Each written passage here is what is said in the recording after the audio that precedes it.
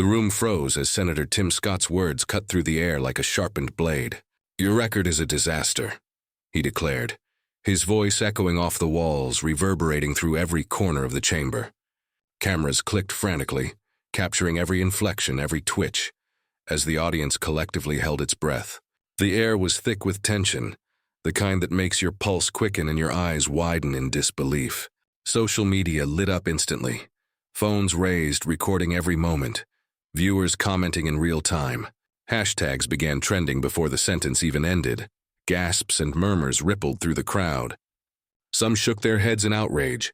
Others whispered under their breath, fingers flying across screens, capturing what would soon become a viral moment. The audacity of the attack stunned everyone in the room. How could someone wield such public power to belittle, to shame, to attempt to silence an accomplished leader like Jasmine Crockett? The energy was electric and yet heavy with the weight of what was unfolding before countless eyes. Crockett sat poised, a picture of calm amidst the storm. Her gaze met Scott's with unflinching steadiness, a subtle shift in posture signaling readiness, intellect, and a quiet but formidable courage. The contrast was cinematic, villainous aggression versus heroic composure. Every camera, every eye, every phone seemed to lock onto this moment, understanding instinctively that history was being written in the pauses. The unspoken tension between attack and response. Whispers escalated into a low hum of disbelief. Social media exploded with live commentary. Did he just say that? Crockett's about to respond. This is going viral, no doubt. The world outside the room felt the echo, the shockwaves rippling through feeds and timelines. Every viewer sensed the pivotal moment teetering on the edge of chaos or triumph. The perfect setup for what was about to happen next. And then it came. The pause. The inhale. The stillness that precedes an unforgettable act of brilliance. One move, one statement, one response from Crockett would change everything. The audience, the cameras, the nation, all waited, collectively holding its breath. But what happened next left the room and the nation completely speechless. Jasmine Crockett was no stranger to the spotlight. Her political record gleamed with tenacity, integrity, and unwavering advocacy for marginalized communities. From championing civil rights legislation to fighting for fair housing and equitable health care, her career had been defined by courage in the face of systemic challenges. Legal battles that once seemed insurmountable had been met with meticulous preparation, sharp intellect, and an unyielding commitment to justice. Every victory, every principled stand had shaped her into a force that demanded respect, not because of power, but because of the truth she carried. And now, in this moment, her mettle was being tested in a way that transcended politics. Senator Tim Scott's public attack was not merely a clash of opinions. It was a symbolic confrontation of principles itself. Courage versus intimidation. Integrity versus theatrics. For millions watching live, this was more than a speech or a rebuttal. It was a defining narrative of character, a test of who could embody dignity under pressure while the world observed. Every word Scott spoke carried an undercurrent of authority, a challenge to Crockett's very persona. But it was precisely this tension that elevated the stakes beyond the ordinary. The cameras of the nation captured every micro-expression, every subtle shift in posture. Social media feeds exploded in real time. Hashtags trended, comments poured in, and live clips began circulating like wildfire. Viewers were split between shock, anticipation, and awe, each wondering how Crockett would respond. Would she falter under the intensity, allow intimidation to dictate her next move? Or would she rise, poised, strategic, and unwavering? The world was watching not just a debate, but the unspooling of a pivotal moment in American political theater. The stakes were amplified further by Crockett's background.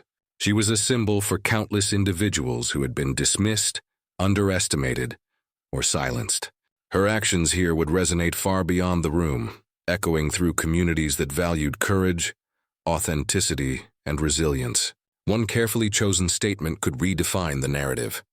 One line could recalibrate the balance of power in the eyes of millions, leaving the nation questioning not only the validity of Scott's attack, but the authority and gravitas of those who wielded power without accountability. The tension was palpable. Social media, pundits, and live commentators alike sensed the approaching crescendo. Every follower, every voter, every political observer understood that the next few moments could not be predicted, yet demanded to be witnessed. The suspense hung in the air. The room waited, the cameras waited, the nation waited. One response would redefine the narrative and leave everyone questioning who really held power. And while Crockett prepared to unleash her poised and calculated counter, the world could not help but wonder about the man behind the attack. Senator Tim Scott's history, his persona, and his own reputation were about to be laid bare, setting the stage for a deeper understanding of the figure who dared challenge her. Senator Tim Scott had long crafted an image that hovered between polished statesmanship and political showmanship. His career, launched with the sheen of historic significance as a black conservative rising through the Republican ranks, had been marked by carefully calibrated moments of defiance and sharp rhetoric designed to draw attention. To his supporters, he was bold, unflinching, and willing to tell it like it is. To his critics, however, he embodied something else entirely, a performer in the theater of politics, one whose words too often carried the weight of arrogance rather than wisdom. From the earliest days of his Senate career, Scott had cultivated a reputation for sound bites over substance. His speeches frequently leaned on sweeping generalizations, designed less to invite discussion and more to shut it down. When confronted with nuanced issues, immigration reform, police accountability, systemic racism, he would often pivot to grand declarations, positioning himself as the lone voice of clarity in a supposedly confused chamber. He leaned back, observers whispered, as if every sentence demanded unquestioned agreement. That posture, both physical and rhetorical, became a signature. Scott's confrontational style was not always overtly hostile, but it carried the unmistakable undertone of condescension. In hearings, he would raise his voice at critical moments, punctuating points with exaggerated pauses meant to emphasize dominance. In interviews, he often framed his words as if they were the final word on a subject, dismissing alternative views not with thoughtful rebuttal, but with a subtle roll of the eyes or a smirk that told audiences exactly where he stood. For years, this performance of rhetorical dominance had been effective. His presence was commanding enough to silence critics, at least in the room. But arrogance is a fragile weapon. Wield it too often, and it begins to dull. Scott's history was littered with instances where his hubris overshadowed the message. Clips of him cutting off colleagues circulated online, rebranded as examples of impatience and disdain rather than authority. Commentators began to note the pattern. A politician more interested in asserting control than in building consensus, a senator who too often mistook volume for vision. Still, Scott doubled down, leaning further into the performance that had defined him, convinced that sheer force of personality would always keep him on top. This public persona was no accident. Scott had risen by inhabiting a space where confrontation was currency. Each time he dismissed an opponent with a sharp retort, each time he commanded the floor with booming certainty, he reinforced the myth of invincibility. His supporters praised his strength, mistaking arrogance for leadership. Yet beneath that facade lay a vulnerability he never anticipated. The possibility of facing an opponent whose intellect, composure, and courage could strip away the theater and reveal the hollow performance beneath. And that was exactly what Jasmine Crockett represented.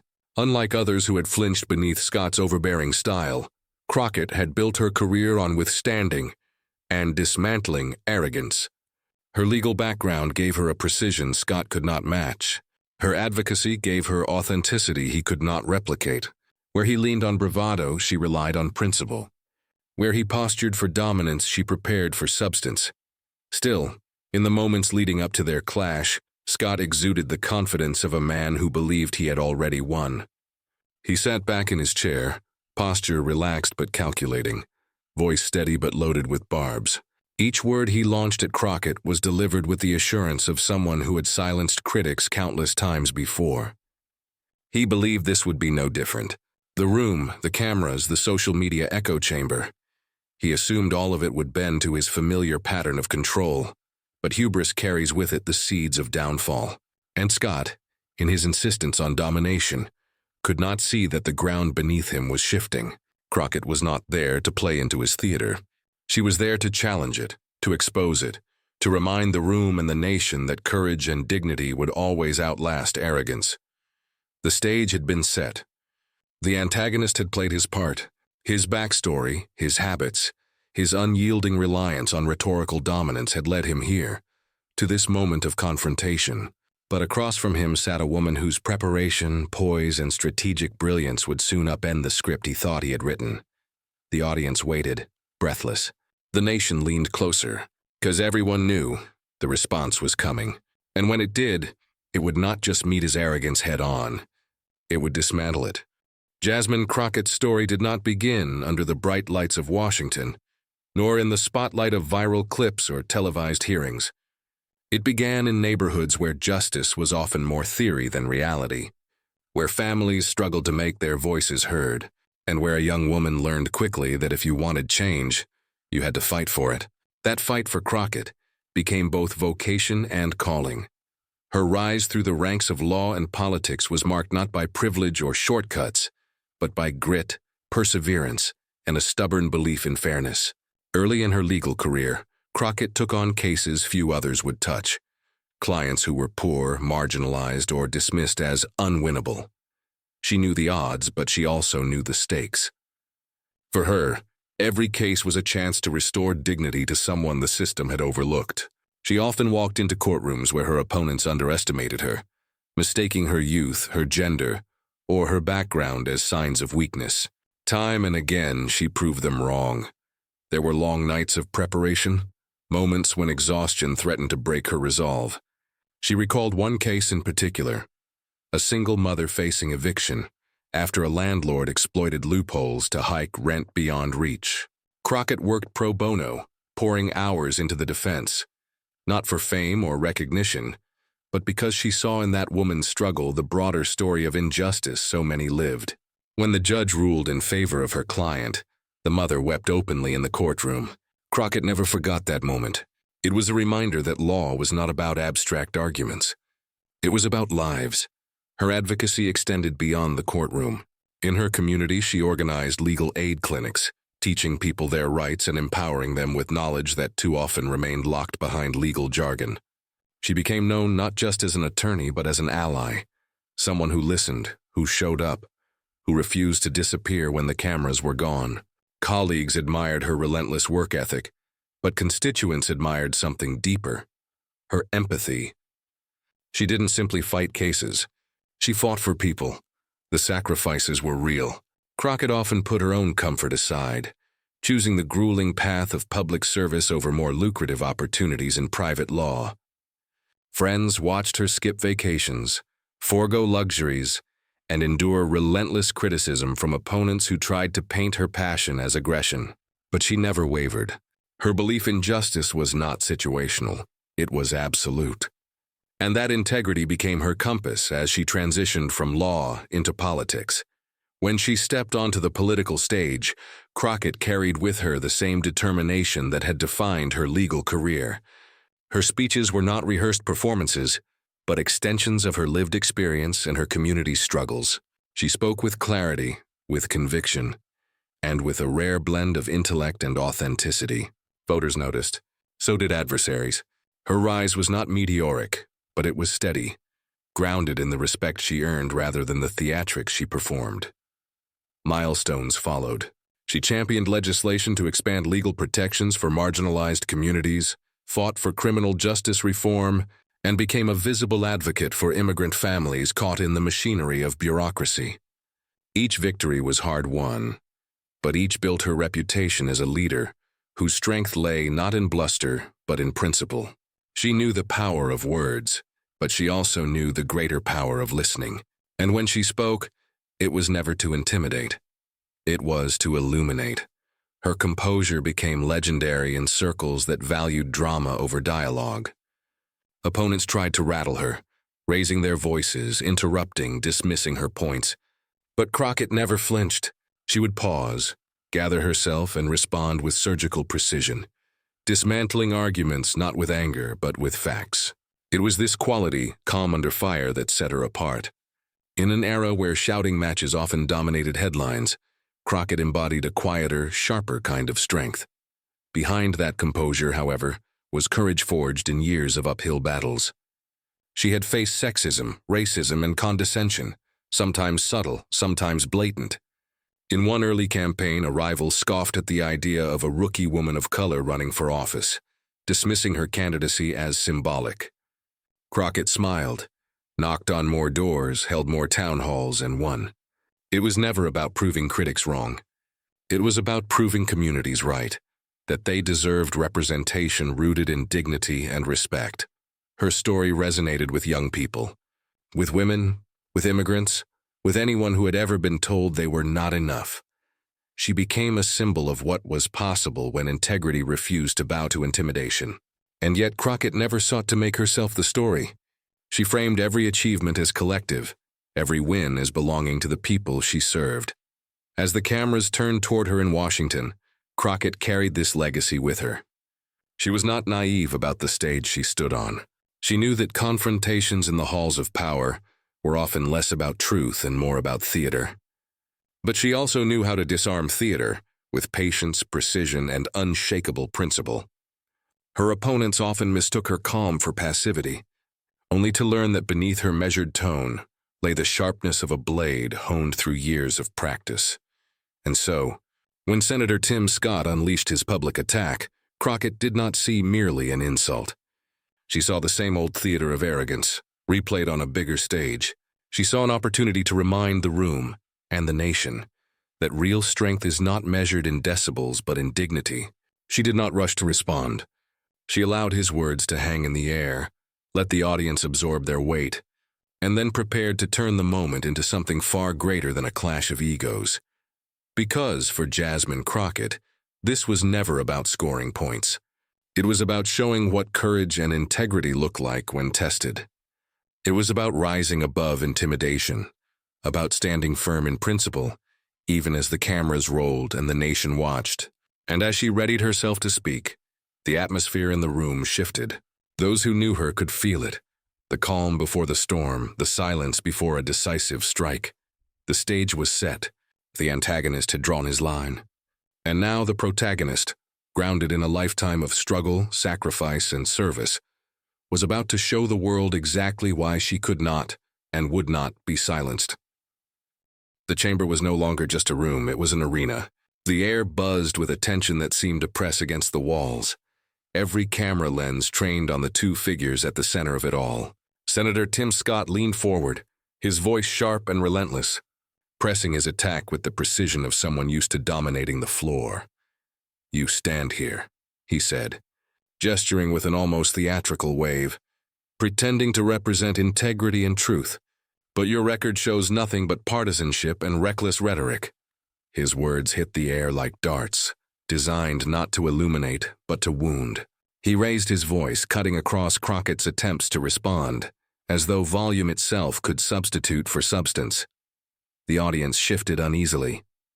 Gasps punctuated the silences between his remarks, and the low hum of whispers rose like an undertone. Some clutched their phones, recording every second, already imagining the clips that would flood social media. Hashtags were beginning to trend in real time. Iron Scott vs. Crockett, and political showdown, and who will fall. But Jasmine Crockett did not flinch. She did not raise her voice to match his. Instead, she waited. She let him interrupt, let him circle around his accusations. And when the moment came for her to speak, she leaned in, not with aggression, but with unshakable composure. "Senator," she began, her tone calm but cutting through the noise with clarity, "you mistake conviction for partisanship and courage for recklessness. But the truth is simple. I was elected to fight for people whose voices you would rather not hear." The room stilled for a heartbeat. Her words, measured and deliberate, seemed to weigh heavier than his barrage. Scott scowled, unwilling to yield the floor, and fired back. "You don't speak for America. You speak for division." His rhetoric was sharp, but it carried the edge of desperation, as though he was trying to drown her calm with his fury. Crockett didn't rise to his bait. She folded her hands, nodded as if she had anticipated every line of attack, and answered with the same poise that had defined her career. "Division," she said, "is what happens when leaders choose theater over truth, when they confuse their spotlight for the people's platform. That's not my choice, and it shouldn't be yours." Her words sent a ripple through the chamber. Even those who came expecting fireworks now felt the dynamic shifting. Scott's aggression, once commanding, began to feel performative. Crockett's restraint, once quiet, began to feel like dominance. The contrast was undeniable, one figure clawing for control, the other standing as an anchor in the storm. On social media, reactions exploded. One user tweeted, "Scott is shouting like he's at a rally, but Crockett's calm is straight up lethal." "Unbothered queen," another posted. "This isn't a debate, it's a dismantling." Memes appeared within minutes, Scott's raised voice captioned with phrases like "when." "You realize yelling isn't an argument," juxtaposed against Crockett's composed expression with "strength looks like this." Back in the room, Scott pressed harder. "You think clever words and rehearsed speeches can hide your record? The American people are not fooled." His voice boomed, bouncing against the chamber's walls. But beneath the bravado, a flicker of frustration showed. His rhythm faltering, his words stretching thinner. Crockett tilted her head slightly, her silence more devastating than any interruption. When she finally spoke, her voice carried the authority of someone who knew she didn't need theatrics to command attention. "Senator, the American people aren't fooled. They can see who respects them enough to listen and who only wants to shout them down." The crowd reacted audibly this time. Gasps, murmurs, even stifled claps from the edges. It was clear now that the balance of power had shifted. Scott's strategy of dominance had met its limit. Each word from him seemed to erode his control, while each measured response from Crockett built hers. The chamber was no longer his arena, it was hers. Every second of restraint, every pointed word amplified the suspense. People leaned forward, waiting for the inevitable turn, sensing that the showdown was about to escalate beyond mere exchanges of words. Scott pushed once more, his voice dripping with impatience. "So what exactly do you stand for, Congresswoman?" Empty speeches, hollow gestures. He expected hesitation. He expected defensiveness. But what she said next stunned everyone. The room leaned into silence. The cameras tightened their focus, and even Scott paused, sensing that something far more powerful was about to unfold. The storm was gathering, and Jasmine Crockett was about to deliver the strike that would change the narrative forever. The silence that filled the chamber after Tim Scott's last jab was unlike anything that had come before. It wasn't an empty silence. It was alive, buzzing, charged with the anticipation of an audience that knew it was about to witness a turning point. Every camera tightened its lens. Every phone tilted just a little higher. Hashtags already pulsing online seemed to pause, waiting to ignite. Jasmine Crockett did not rush. She sat still, her hands folded, her eyes steady on Scott. The power of her presence was in the stillness itself.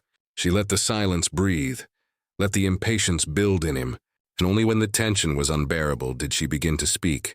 "Senator," she said, her voice even, unshaken, carrying across the chamber with clarity that needed no microphone. "You've asked what I stand for. Let me tell you." The room froze as if every ear leaned forward at once.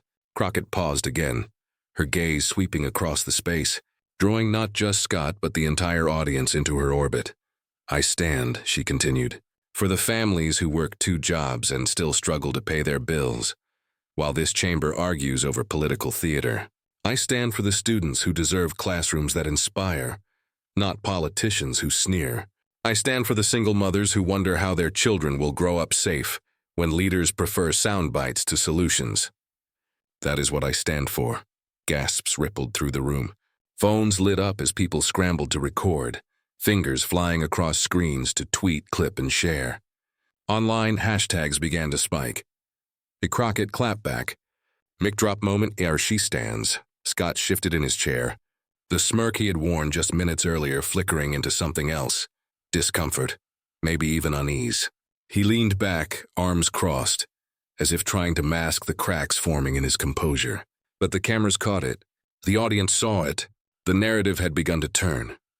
Crockett's delivery was unhurried, her cadence deliberate. She allowed each phrase to land like a stone dropped in still water, sending ripples outward.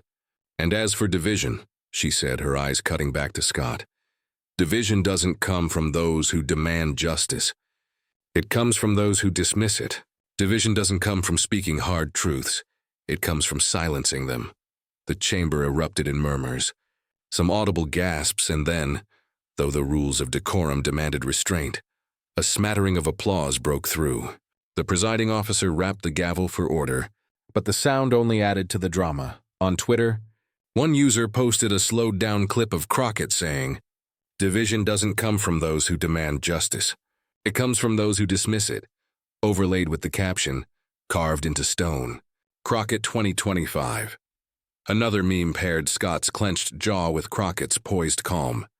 Reading, "When you bring chaos, but she brings receipts." Scott attempted a rebuttal, but his words faltered under the weight of hers. That's not the point," he stammered, searching for footing.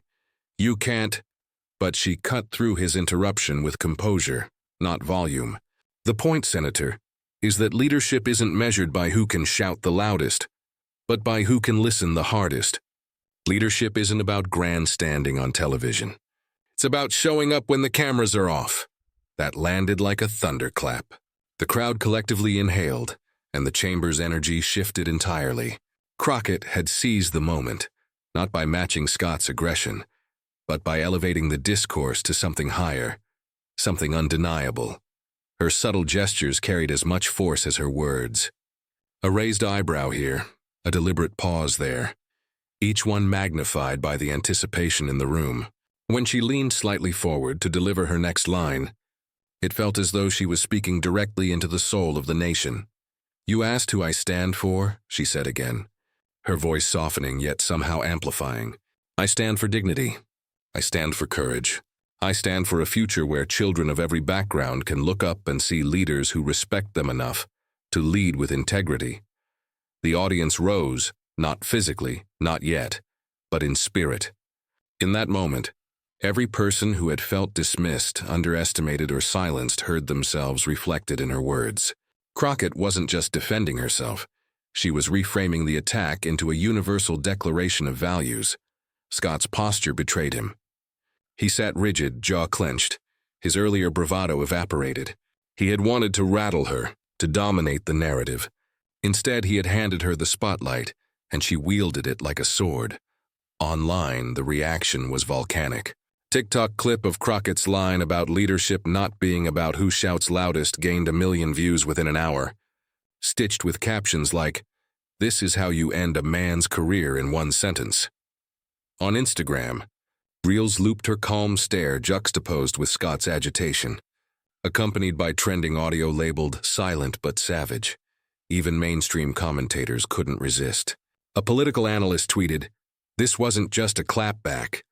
This was a masterclass in composure under fire." Crockett didn't just win the moment, she redefined it. As she closed, Crockett's tone carried the weight of finality, the resonance of words that would echo long after the chamber emptied. "The question isn't whether I can withstand your attacks, Senator.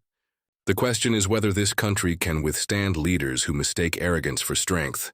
History has already answered that question before, and it will answer it again." The silence that followed was total. Even the gavel fell hesitantly, as though the presiding officer understood the futility of trying to contain what had just unfolded. Scott sat frozen, his eyes darting, his authority crumbling under the weight of the moment.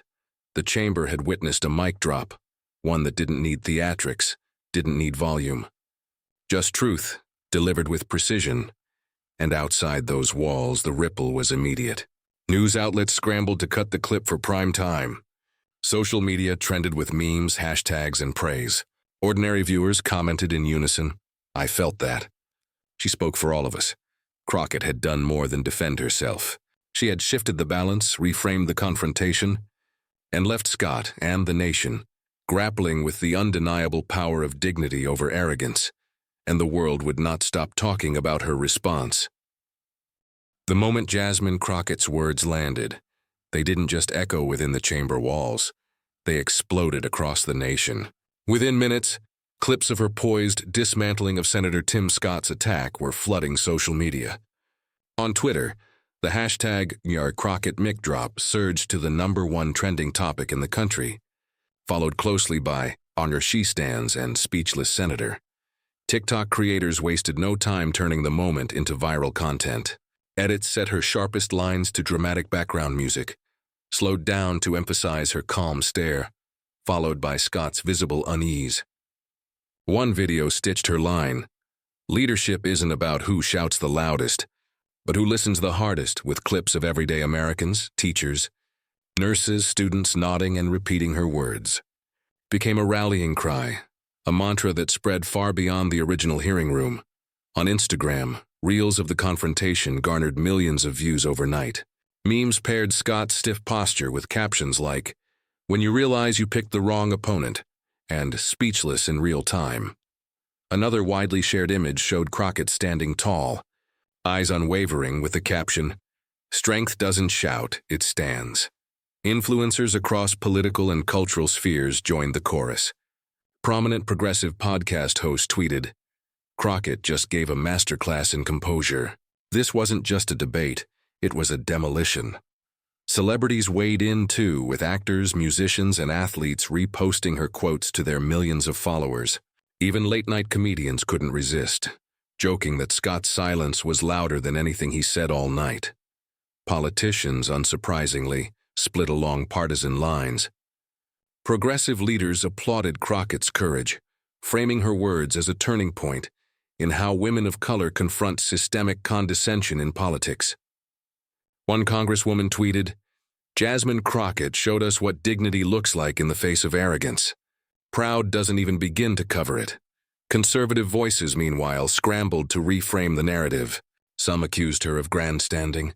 Others insisted she was playing the victim. But their efforts were drowned out by the tidal wave of public admiration pouring in her direction. Cable news networks dedicated entire segments to the confrontation. Analysts replayed the clip over and over, highlighting Scott's faltering responses and Crockett's unshakable composure. A primetime anchor declared, "This wasn't just a takedown, it was a redefining moment of political theater." The ripple effects extended beyond media headlines. In legal and political circles, Scott's reputation took a hit. For years, he had cultivated an image of control, measured, confident, untouchable in debate. But Crockett's counterattack punctured that carefully built persona. Whispers circulated about whether this moment would haunt him in future campaigns. Behind closed doors, strategists worried. Clips of Crockett's response had become more than viral fodder. They had become cultural touchstones, symbols of integrity standing up to arrogance. Young voters in particular seized on the moment as validation of their frustration with performative politics. For them, Crockett wasn't just a politician. She was proof that dignity could still triumph in the public arena. And that was the question reverberating across every platform, every newsroom, every dinner table conversation. Can Tim Scott recover from this political humiliation? His silence in that chamber was now immortalized, replayed endlessly, dissected on talk shows and podcasts. Every attempt he made to regain footing seemed overshadowed by Crockett's words still ringing in the public's ears. It wasn't just about Scott anymore. The nation was talking about courage, dignity, and what real leadership should look like. Crockett's response had transcended the confines of a single confrontation. It had tapped into a hunger for authenticity in an age of noise. And as the world debated, dissected, and replayed the showdown, one truth was undeniable. Something bigger had been set in motion. Crockett had not only defended herself, she had set a standard, a reminder that arrogance crumbles when faced with integrity. The nation leaned in, asking itself the question that lingered in the silence she left behind. If this moment revealed so much, what might it mean for the battles yet to come? The stage was now set for reflection, beyond the headlines, beyond the hashtags. Because this wasn't just about a clash between two politicians. It was about what kind of values would shape the future. And Jasmine Crockett had given the country a glimpse of what that future could look like. When the dust of the confrontation settled, one truth remained clear. Jasmine Crockett had transformed what could have been a fleeting political skirmish into a lasting moral lesson. She had not merely defended herself against Senator Tim Scott's aggression, she had redefined the meaning of strength in leadership. Her response reminded the nation that courage is not found in shouting down opponents, but in standing firm with dignity. Integrity does not require theatrics. It requires an unshakable belief in principle, even when the spotlight is harsh and the pressure immense. In the face of intimidation, Crockett showed that true power lies in composure. This was not just a win for her personally. It became a moment of collective recognition, where countless viewers saw themselves reflected in her stance. Teachers who felt dismissed by louder voices, young activists brushed aside by entrenched power, professionals told to stay quiet in meetings. All of them found validation in her calm defiance. Crockett embodied the universal truth that silence in the face of arrogance is not weakness, but strategy, and when the time comes to speak, words rooted in justice carry more weight than 1,000 insults. The moral of her response was clear: dignity always outlasts arrogance. Scott's interruptions and condescension were loud in the moment, but Crockett's measured words became timeless. They resonated not because they were sharp, but because they were principled. Not because they embarrassed him, but because they uplifted the very idea of leadership as service, not performance. In many ways, the confrontation served as a mirror for society itself. How often do we see arrogance masquerading as authority? How often do theatrics overshadow truth? Crockett's example reminded people that real progress demands patience, clarity, and courage, qualities often underestimated but always decisive in the long run. The lesson extended beyond politics. In homes, schools, boardrooms, and community centers, Crockett's moment became a metaphor. It said, "You don't have to meet hostility with hostility. You don't have to match arrogance with arrogance. Stand on principle and let the truth carry your voice." That is where real strength lives. Emotion swelled in the audience, both in the chamber that day and across millions of screens. It wasn't just admiration for Crockett's composure. It was empowerment. Viewers felt that if she could hold her ground under such pressure, then perhaps they too could stand firmer in their own lives. Her victory was not isolated. It was shared, an invitation for all to rise with the same conviction. By the end of the viral moment, the debate was no longer about Scott versus Crockett. It was about arrogance versus dignity, intimidation versus justice, noise versus truth. And in that battle, Crockett's example stood as proof that integrity wins. Her response left behind more than a viral clip. It left behind a challenge. A call to each person watching to reflect: when arrogance confronts me, will I respond with dignity? When theatrics try to overshadow principle, will I stand steady in the truth? The resolution of this clash was not merely political, it was deeply human. It reminded us all that the most enduring victories are not those won by volume or spectacle, but by the quiet, steady voice of integrity. And so, the story closed not with Scott's words, but with Crockett's example, an example that belonged not just to her, but to everyone who chooses principle over intimidation, justice over arrogance, and courage over fear. Because in the end, that is the lesson. Arrogance fades, theatrics crumble, but dignity endures. Always. This was more than a debate. It was a reminder of what leadership, integrity, and courage truly look like. And now, the question is no longer what Jasmine Crockett will do next. It's what we will do with the lesson she left behind. And so we return to the moment that sparked it all, Senator Tim Scott's attack, meant to rattle and silence. Instead, it became the stage where Jasmine Crockett proved that dignity, courage, and truth shine brighter than arrogance ever could. Her response didn't just silence him, it inspired millions. This showdown was more than politics. It was a mirror held up to our times, a reminder that integrity endures when theatrics fade. Crockett's words became a rallying cry for everyone who has ever been underestimated, interrupted, or dismissed. She showed that composure isn't weakness, it's the deepest form of strength. But here's the truth, this moment doesn't end in that chamber. It lives on with us, with you. Every share, every conversation, Every voice that refuses to be drowned out carries the spirit of what happened that day. This is how movements grow, by refusing to let courage be forgotten. So if this story resonated with you, if you felt the power of standing firm in the face of arrogance, then join us in amplifying it. Subscribe so you never miss the stories that matter. Share this video with friends, family, and communities who need to see that courage wins. Comment below with your thoughts, because your perspective is part of the movement. Together, we're building more than an audience. We're building a community that believes in justice over intimidation, principle over performance, dignity over arrogance. This was Jasmine Crockett's moment. But it's also a lesson for all of us. When the powerful try to silence, the courageous rise. And that courage, our courage, changes everything. The mic dropped. The message echoed. And now it's our turn to carry it forward.